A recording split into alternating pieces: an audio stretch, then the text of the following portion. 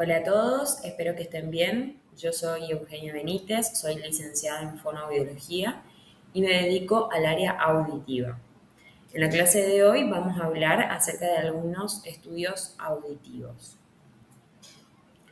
Por un lado tenemos los objetivos que planteamos para hoy, conocer los principales estudios audiológicos, comprender qué evalúa cada uno, interpretar su utilidad clínica básica y relacionar con la práctica otorrinolaringológica. Dentro de los estudios audiológicos vamos a diferenciar los estudios subjetivos de los estudios objetivos. Los estudios subjetivos son en los que necesitamos que el paciente nos dé una respuesta. Los objetivos, por lo contrario, no necesitamos que el paciente nos brinde respuesta ni que realice ninguna actividad o no responda a ninguna consigna. Dentro de los subjetivos tenemos, como bien dice en la diapositiva, audiometría tonal y logoaudiometría. Y entre los objetivos tenemos la tímpano-impedanciometría, autoemisiones acústicas y potenciales evocados.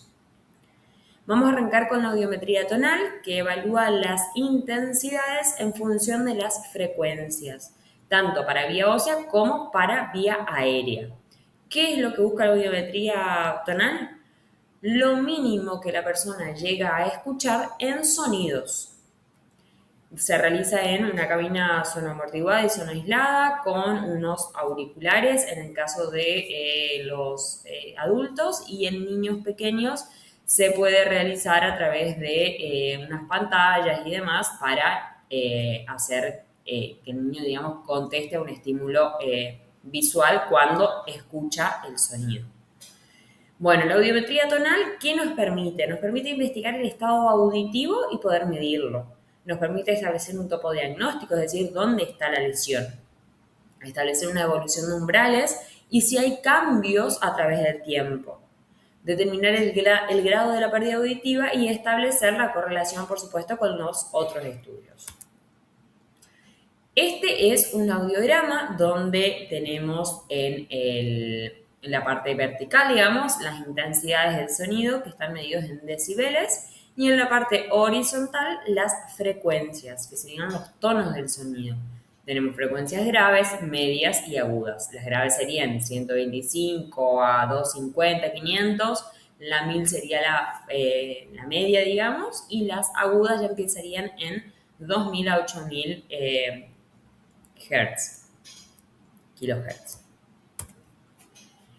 Esta es la simbología. Bueno, acá el muñequito este es el monigote de Fowler, conocido en la audiología, que nos permite ver gráficamente y de forma sencilla cómo son los símbolos que utilizamos en la audiometría y también en la logoaudiometría. Siempre tenemos que tener en cuenta en audiología que lo representado con color rojo indica oído derecho y lo representado con color azul indica oído izquierdo, ¿sí?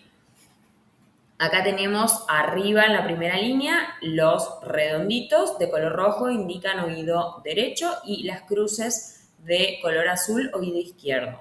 Fíjense que en el costado tenemos con una flechita hacia abajo, tanto el redondo como la cruz. Las flechas que van para abajo significan que no hay percepción, ¿sí? Entonces tenemos, perdón, me olvidé de aclarar que el redondo y la cruz lo que evalúa es vía aérea, ¿sí? O sea, con los auriculares. Entonces tenemos vía aérea con percepción, que sería sin ninguna flecha para abajo, y cuando no hay percepción, sí lo señalamos con la flecha hacia abajo. Abajo tenemos las vías óseas, izquierda, derecha, y con la flecha hacia abajo cuando no hay percepción en vía ósea. Los triangulitos y los cuadraditos indican cuando tenemos que ensordecer. Es decir, que en el oído contralateral al que estamos evaluando, aplicamos un ruido para justamente bloquear y que no haga que no mande información, digamos, al oído que estamos evaluando, así podemos saber realmente cuál es el umbral de nuestro oído a evaluar. Los triángulos son cuando hay una molestia y algiacusia cuando ya empieza a doler. Bueno, acá tenemos los trazados audiométricos según la topografía. En el primero vamos a ver una audición normal. Lo normal está siempre de 20 decibeles para arriba. Una hipoacusia conductiva donde hay una alteración de oído externo y de oído medio, donde las vías óseas están conservadas, es decir, están de 20 para arriba. Pero las vías aéreas, fíjense que están muy por debajo. Acá tenemos dos pérdidas distintas en la misma persona. Tenemos un oído izquierdo con una hipoacusia perceptiva, donde la lesión del órgano de Corti, la lesión está en el órgano de Corti o puede estar también en las vías acústicas. Y en el oído derecho nos encontramos con una hipoacusia mixta que se afecta al mismo tiempo el oído externo y el oído interno. No percepción, como hablábamos hoy, la flechita para abajo, ¿sí? Los grados de la hipoacusia tenemos, acá los graficamos, entre 20 y 40 decibeles hay una pérdida auditiva leve, entre 40 a 60 decibeles una pérdida auditiva moderada, entre 60 y 90 decibeles tenemos una pérdida auditiva severa y una pérdida profunda vamos a tener cuando hay una hipoacusia de 90 decibeles en adelante. Este esquema me parece lindo para mostrárselos porque, bueno, se llama Speech Banana y acá tenemos, según frecuencia y según intensidad, todos los sonidos del habla que percibimos y todos los sonidos ambientales. Esto es muy gráfico para explicar a los pacientes y, dependiendo de la pérdida auditiva, ver a qué acceden y a qué no están pudiendo acceder. La audiometría en niños, tenemos audiometría por juego que se da entre 1 a 5 años aproximadamente, a veces menos. Se hace dentro de la cabina sonoamortiguada y se evalúan las frecuencias de 250 a 4000 Hz a campo libre, es decir, sin los auriculares, pero ahí no podemos tener certeza de que escuchan los dos oídos o está escuchando uno solo, o con auriculares. Ahí sí ya evaluamos oídos por separado. A campo libre se realiza en niños muy pequeños cuando no se deja colocar los auriculares, pero se sugiere en unos meses volver a realizar el estudio ya con auriculares. Ustedes piensan que los niños llegan a un lugar donde no saben qué vamos a hacer, no me conocen y demás, entonces, bueno, se realizan varias sesiones hasta que el niño logre entender la consigna. Con refuerzo visual, como les contaba hoy, se evalúan frecuencias de 250 a 4000 dentro de la cabina sonoamortiguada a campo libre o con auriculares y ante el estímulo sonoro el niño debe dirigir la mirada a un estímulo visual que aparece con el sonido que estamos evaluando. La logoaudiometría es el otro estudio subjetivo del que hablábamos hoy. Es un estudio que se realiza también en cabina sonoamortiguada. Es un estudio subjetivo a través de palabras, ¿sí? Acá lo que evaluamos es la capacidad auditiva del paciente para discriminar la palabra y nos da mucha información de la vida en relación que tiene el paciente. ¿Para qué lo tomamos? Para corroborar y correlacionar con otros estudios, para seguir evaluando el topodiagnóstico. Es un pronóstico para la selección de audífonos, nos brinda datos para la otocirugía y es muy importante en despistaje de simuladores. Necesitamos sí o sí tener una audiometría tonal para luego poder realizar la logoaudiometría. ¿Cómo lo tomamos? Como les decía hoy, en un ambiente sonoamortiguado, en la cabina. Los materiales en este último tiempo hubieron algunas modificaciones y cambios de paradigmas. Ahora las listas son grabadas. Se determinan dos umbrales, el SRT, que es el Speech Recognition Threshold, que es la menor intensidad en la que el sujeto capta el 50% de las palabras. Y el WRS, que es la mínima intensidad donde el paciente obtiene el porcentaje más alto de discriminación. representa el mayor número de palabras repetidas correctamente. No siempre es 100, claramente, ¿sí? Deben considerarse la audiometría tonal, los umbrales entre las frecuencias 500 y 4000. La impedanciometría, que ya es un estudio objetivo, la impedancia es la resistencia que encuentran las ondas sonoras para la propagación por medio de un medio a otro dentro del oído. En el oído tenemos tres medios, como ustedes saben: el aéreo, que es el conducto auditivo externo; medio sólido, que es el bloqueo tímpano-auricular, es decir, la cadena de huesecillos; y medio líquido, que son los líquidos que se encuentran en el oído interno. ¿Para qué sirve? Para diferenciar entre hipoacusias de oído medio y de oído interno. Es una detección precoz y un estudio para los niños con trastornos de oído medio, diagnóstico topográfico y pronóstico en las parálisis faciales idiopáticas, y nos da justamente, es uno de los estudios que nos brinda el diagnóstico diferencial en las autoesclerosis. Dos aplicaciones: tenemos la timpanometría y el reflejo acústico extrapedial. La timpanometría mide cambios de movilidad del tímpano al variar la presión en el conducto auditivo externo. ¿Cómo lo tomo? Coloco un auricular de un lado y un tip del otro lado que envía justamente las presiones de aire. ¿Qué datos miramos acá? La presión, que sería el pico, la presión de oído medio; la complacencia, que es la altura, la forma de la curva y el volumen del conducto auditivo externo. Podemos tener una curva tipo A con, como van a ver, una presión de oído medio normal, buena complacencia. ¿Sí? Es la primera que se ve en la pantalla. Eso nos lleva a audición normal o una hipoacusia neurosensorial, porque el oído medio no está afectado, ¿sí? Sino está afectado el oído interno. Una curva A sub S, donde hay un pico pero está disminuido. A esto lo podemos asociar con otoesclerosis, con tímpanoesclerosis. La curva A sub D, como verán, es mucho más alto el pico, pero hay una presión normal. Acá podemos relacionarlo con un tímpano flácido, cicatrices, interrupción en la cadena auricular. La curva tipo C sí vamos a ver que está desplazada hacia las presiones graves. Acá podemos compararlo con una disfunción tubaria.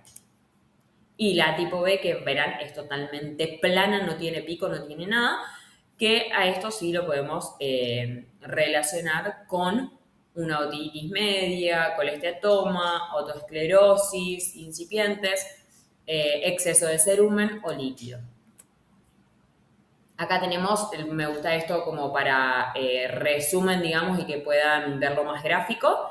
Una curva tipo A, entonces, nos lleva a pensar un oído normal; curva tipo B, a una otitis; una C, que está desplazada a bloqueo de la trompa de Eustaquio; una A sub S, fijación de la cadena auricular; y A sub D, una ruptura de cadena auricular. El reflejo acústico estapedial es la contracción refleja del músculo del estribo provocado por la estimulación sonora intensa que torna más rígida la cadena y el tímpano. Es un mecanismo, por supuesto, protector de la cóclea ante sonidos súbitos y sonidos muy fuertes. Otro de los estudios objetivos, tenemos las autoemisiones acústicas. ¿Qué es una autoemisión acústica? Es la energía acústica que se produce por la actividad fisiológica de las células ciliadas externas, que pueden ser registradas en el conducto auditivo externo por medio de un micrófono, que sería el autoemisor. Las células ciliadas externas, como ustedes saben, no se reproducen, o sea que si hay un daño en alguna de ellas, origina la pérdida auditiva, o sea, la pérdida de esas células, que genera una pérdida auditiva irrecuperable en la mayoría de los casos. Dicha pérdida genera la ausencia de las autoemisiones, por lo que es un estudio que nos brinda nos da un indicador de la salud auditiva. Las autoemisiones acústicas están presentes en el 98% de los sujetos con audición normal y ausentes en patologías cocleares por encima de 35 decibeles. La pesquisa neonatal auditiva tiene a la autoemisión como uno de sus estudios caballito de batalla, que brinda o qué es lo que persigue la pesquisa neonatal, es garantizar la detección temprana de la hipoacusia, promoviendo el diagnóstico y el tratamiento oportunos en los recién nacidos. La ley que respalda a esta pesquisa es la 25.415. Las autoemisiones es objetivo, es rápido, es indoloro, es fácil de realizar y se requiere, obviamente, antes de realizarlo, descartar alguna alteración de oído medio u oído externo. ¿Para qué sirven?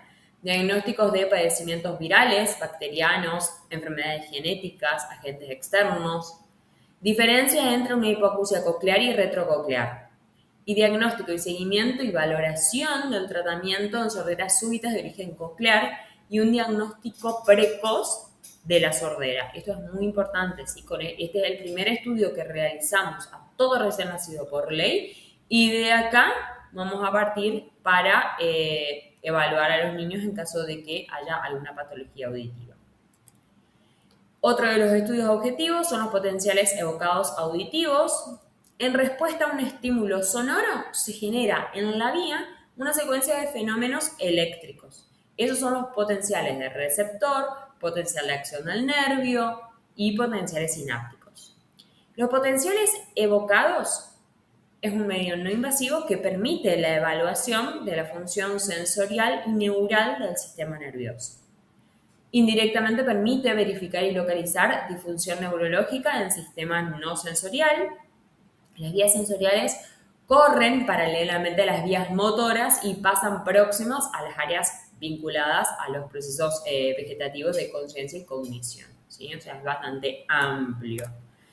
La utilidad, como verán ahí, hay muchas utilidades y hay muchas especialidades que tienen beneficios en los potenciales, ¿no? En cuanto a la otología o audiología, uno de los más importantes es la búsqueda de un umbral auditivo para descartar una patología o para, obviamente, hacer algo con esta información, ya sea un tratamiento o evaluar si se necesita equipar al paciente, ¿sí? Bueno, después tenemos utilidad en neurología, en neuronatología, en medicina legal, pesquisa, en psiquiatría, para cognición, porque hay distintos potenciales, ¿sí? No hay un solo potencial que se evalúa. Las aplicaciones, evaluar funcionamiento de la vía auditiva, patologías de la vía auditiva, el desarrollo del tronco encefálico, si hay alguna patología en el tronco encefálico, localizar patologías en la corteza cerebral, el monitoreo intraquirúrgico, detectar muerte cerebral y también se usa en niños que son difíciles de evaluar subjetivamente. Ahí está mal. Si viene un niño a realizarse audiometrías tonales y no logra comprender la consigna o por alguna patología no se puede realizar la audiometría, la otra forma de evaluar los umbrales sería con un potencial. Muchísimas gracias. Cualquier duda, me hacen llegar. No tengo drama. Yo estoy atendiendo actualmente en el Hospital Vidal, en el servicio de otorrinolaringología, y también tengo mi consultorio por España 1089. Cualquier cosita los espero si tienen alguna duda. Y acá les dejo la bibliografía para que puedan leer y ampliar, digamos, si les interesa algún tema en particular. Muchas gracias.